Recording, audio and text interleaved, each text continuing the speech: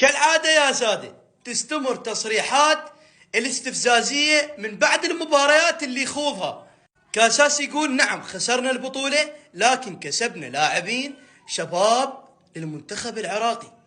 زين وين هم اللاعبين الشباب اللي كسبناهم؟ آدم طالب اللي جبته خليته فوق على المدرجات؟ لو بيتر اللي سحبته طلعته من التشكيلة خليته على المدرجات؟ يا هم الشباب بس فهمني يا هم. لو سوالفك اللي ما تبطلها يوميا تشكيله، كل مباراه نشوفك تلعب بتشكيله، عم تصير حالك حال البشر، حالك حال العالم. المنتخب البحريني صار لهم 10 سنوات على اللاعبين ونفس اللاعبين ما بدلوهم وكلهم شياب الله وكيلكم، وفازوا علينا بالشياب البحرين. فزت على اليمن مثلا، فزت على الفلبين، لو فيتنام، هذول منتخبات حتى ما عندهم قوه، مستسلمين الله وكيلكم بكل مباراه.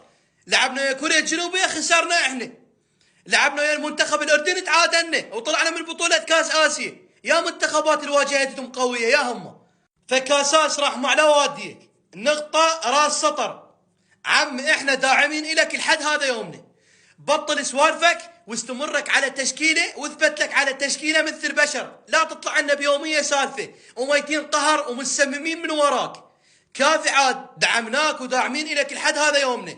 بطل واستمر لك على تشكيله وقود منتخبنا شبابي.